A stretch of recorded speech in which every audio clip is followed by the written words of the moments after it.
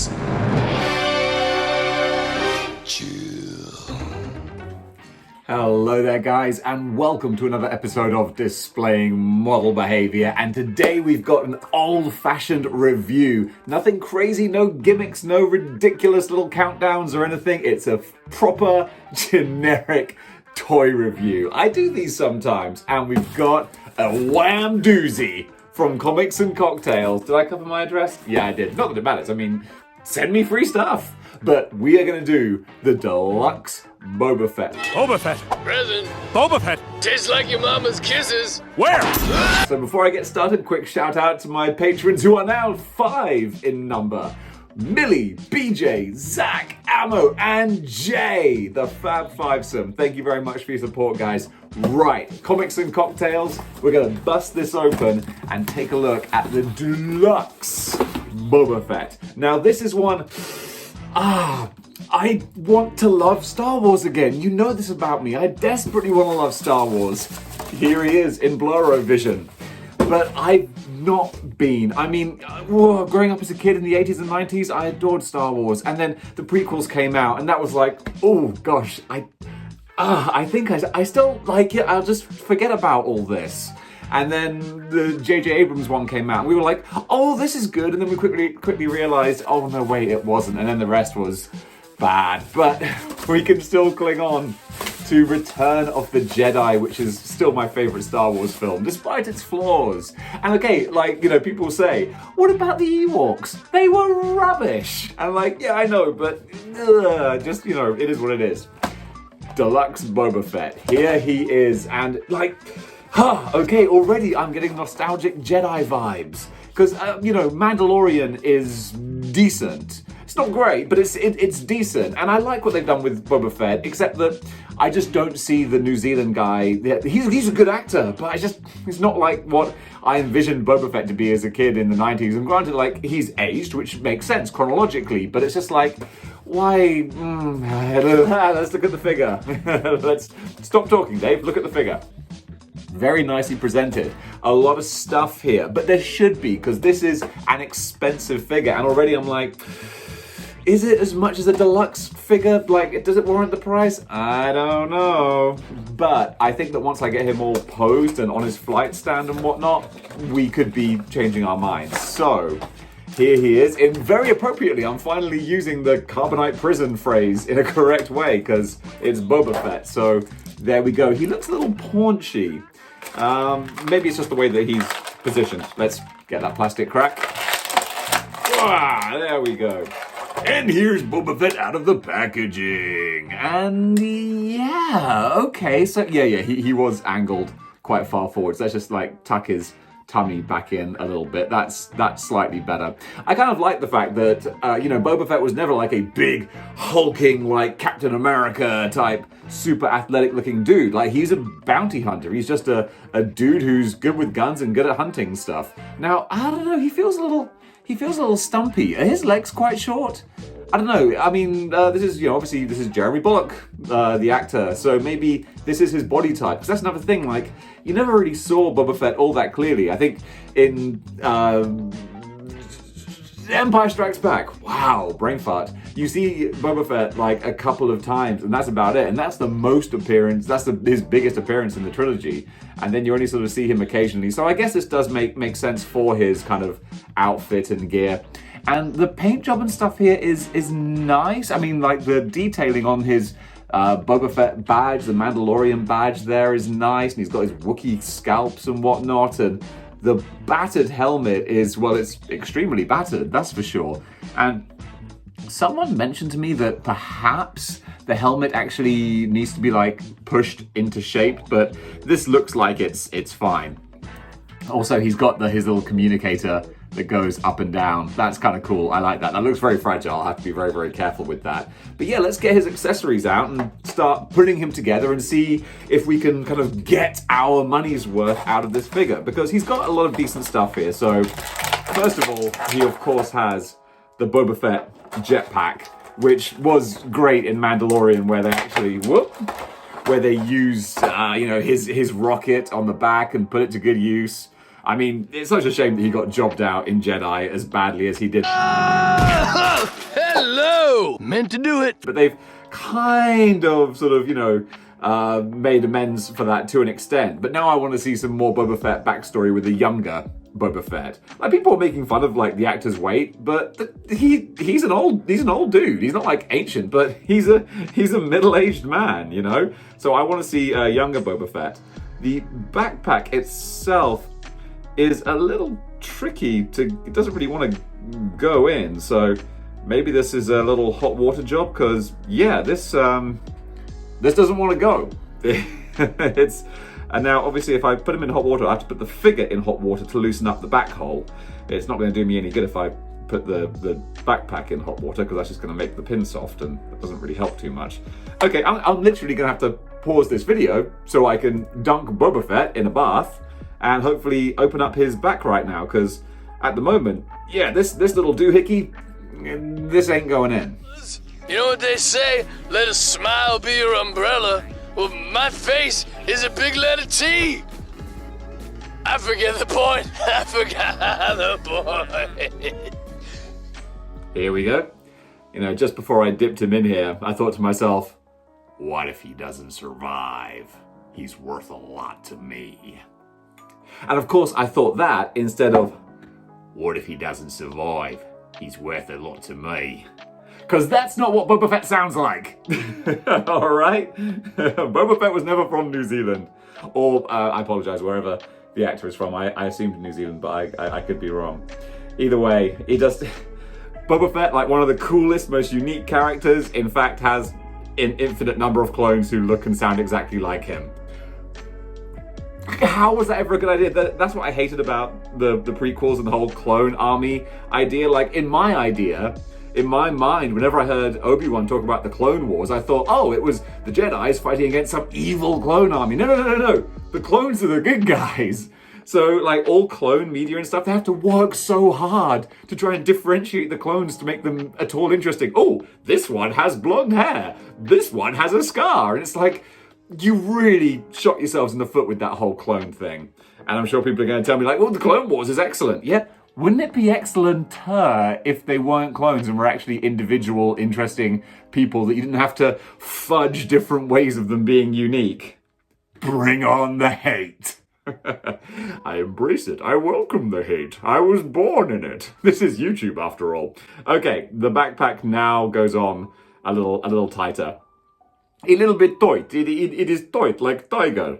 Okay, and this already feels a bit more like a deluxe figure now that he's got a bit more going on. I'm not sure if I should have taken his cape off, but no, that's fine. The cape hangs down just fine doing that, so that looks better already. I'm a little bit happier, although still, like, the top pegs don't quite go in. Are they even lined up right? Yeah. Again, like, it doesn't all fit together really smoothly as much as I'd kind of like. Should the top pegs go in first and then the big one? Does that work better?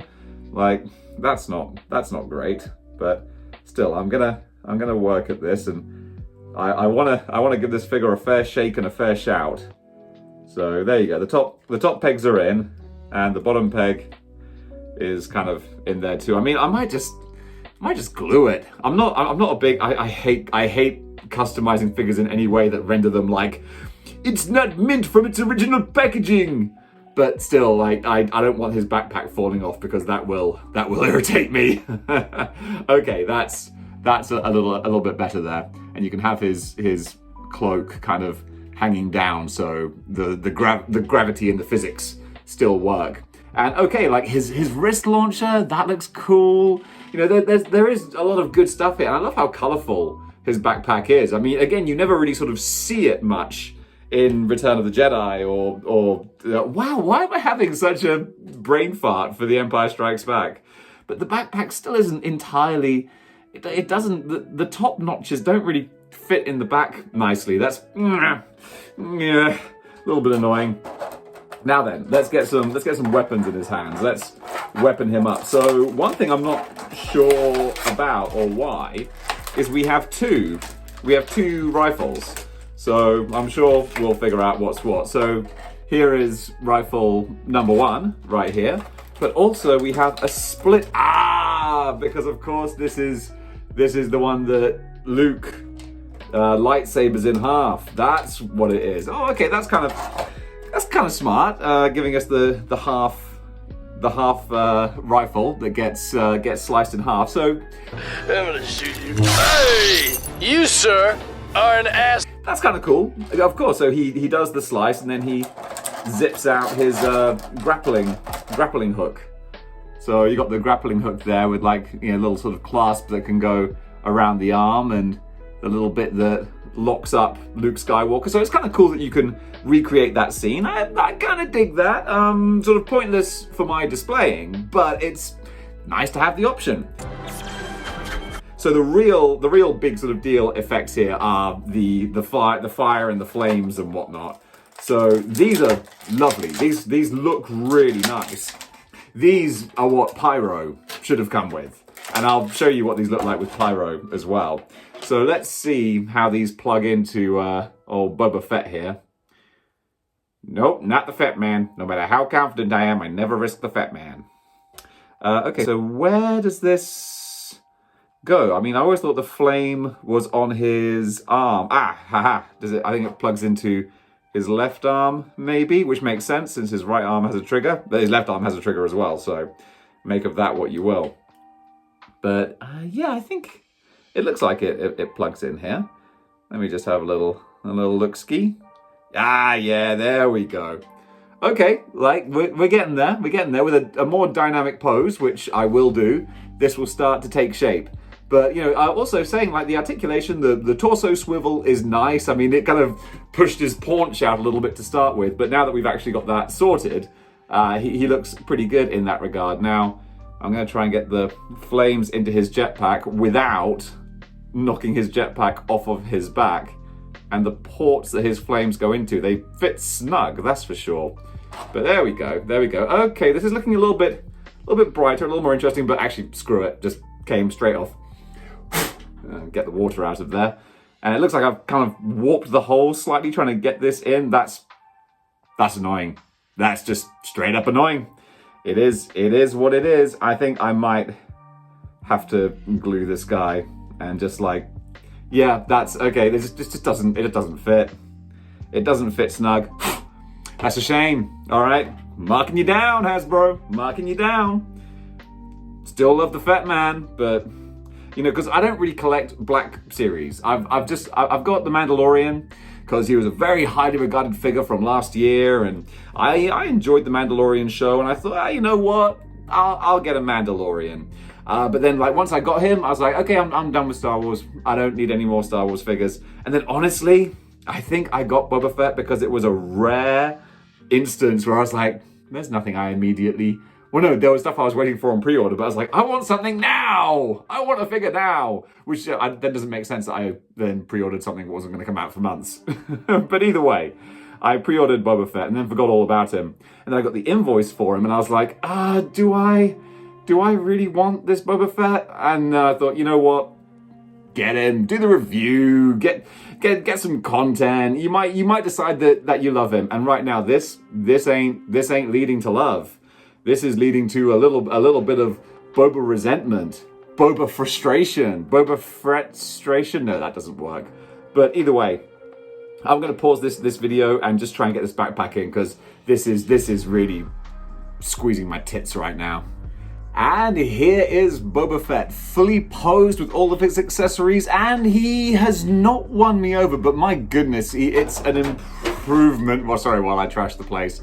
This is a step in the right direction. It's better. You know, you've got these nice fire and flame effects, the jet boosters out the back. Now that he's in a dynamic pose, this is an improvement. And I think the big thing, I only have one other Black Series figure, like I said, which is Mando here, or Ginger Jin.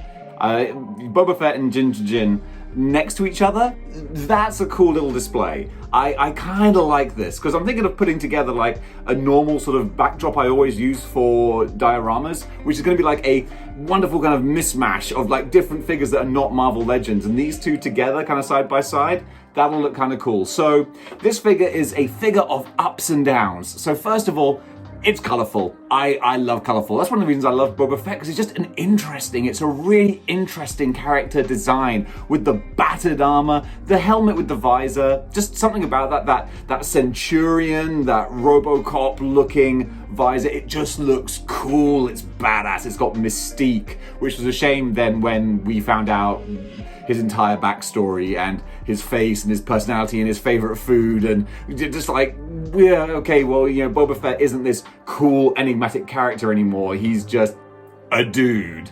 But it is what it is. At least he's still kind of a cool dude. But yeah, as a figure, this has its pros and cons. That the backpack is gonna annoy me. Hopefully it kind of stays in place, but even just like mentally, in the back of my mind, I know that it's not nicely fixed in place. There was no good click or anything. It's just like, I know it's kind of just wobbling there, which is a bit of a shame. But the articulation of the figure is okay. I like the torso swivel. That's really good. But the knees are not double jointed, which is good and bad. But, you know, that there's one less joint, so therefore the actual hinges are all nicely sort of disguised and hidden. That's great, but it means you can't really bend the knees very far. But besides that, I mean, he doesn't need to be like an incredibly athletic, gymnastic kind of pose. He's a very practical kind of guy. So with his flame effect there and his blaster as well, that looks pretty cool. I kind of dig that. So yeah, I'm glad I have him, but I feel like this was a reasonable purchase. It wasn't like, oh, I'm so happy I got this. I totally got my money's worth. It's more like, yeah, this is a Boba Fett figure, and I've always wanted a decent Boba Fett. Now I have a decent Boba Fett, so it is what it is. I'm not celebrating this as a great figure, but I think he does have the potential to grow on me. I remember my Mechagodzilla I didn't really like initially, and now he's one of my favorite guys. So I think once I kind of get used to Boba Fett, especially when I have him on a flight stand and he's looking the business, I think I might come around to him. So initially I wasn't too fussed, but you know what? I think the Fett Man might grow on me over time. And that was my review of the Black Series Deluxe Boba Fett. Before I go, I almost forgot. Here's some footage of me playing around with the fire effects on Pyro. I almost forgot his name there. And you can see on Pyro here that they look kind of cool. It's not the best sort of snuggest kind of effect, but certainly it's so much better than just the lazy hand flames that Marvel reused or Hasbro reused for the bajillionth time on him. Of course, I normally have my little Streets of Rage Axel Stone flame effects on here, which are incredible. But, you know, those are pretty, like, you know, crazy high end. It's just dumb luck that I happen to have those as spare. But yeah, going back to Boba Fett here, this figure is decent, and I'm pretty sure he's going to grow on me over time. I'm going to display him prominently in my kind of diorama, so I'll see him a lot, and over time I think I'll be like, yeah, you know what, Boba Fett, I wasn't too sure about you, but you're alright. You're alright. The Fett Man might grow on me over time. And you know what? I wasn't that wrong. I'm literally doing this video kind of in the here and the now while editing as well. He is growing on me. We're not there yet, but there's potential for, you know, a fruitful relationship here, because while I've been posing him and doing more, you know, footage for the review, you notice like little bits like his nice blades and his, you know, shins there, and a bit more detailing and scuffing going on. So there is more to like about Boba Fett. We're not ready to get married, but I think I will like him. When I glance over to my shelf and I see him there, I'll be like, yeah, you're all right. Even if I'm not thrilled with how your backpack fits, or does not, as the case may be. One thing I would say is, I would like him to be a little bit more dirty, a little bit more sort of scuffed up, or just, you know, his trousers, for example, just to have some more sort of shading on them, a bit more of a wash, because they look a little bit too clean. I want more of a dirty Boba Fett. But really, yeah, I like this guy. Okay, officially, I like this Boba Fett figure. but not a lot. But I do like him. Alright folks, thanks so much for joining me. This was a fun little quick fire rapid review. This is why I don't normally tend to do reviews so much, because everyone does reviews, and to be honest, they probably do them better. But sometimes it's nice to just, dance with who brung ya, to do a pro wrestling term. Anyway guys, if you enjoyed the show, then please click like, share, and subscribe. I don't know who the heck would share this anywhere with anyone, but at least like the video, or don't dislike it. Don't spread hate, spread positivity, alright? Actually, I had that recently. There was a video I saw and I was really mad about it. I was like, this guy, that was it. It was someone critiquing Super Eye Patch Wolf, who's a great creator, which critique is fine, but the thumbnail for the video made it kind of look like a Super Eye Patch Wolf video. He had the logo up there, and that's what draws your eye, and then it's like, oh wait, it's a critique, and he's just sort of riding off the back, and I was about to dislike it, and I was like, nah, I won't dislike it, I'll just not look at it and click that I don't want to see anything else from the creator. That's what you gotta do. Anyway, guys, what the hell was I saying? Put positivity out into the world, and in the meantime, keep displaying model behavior. Chill.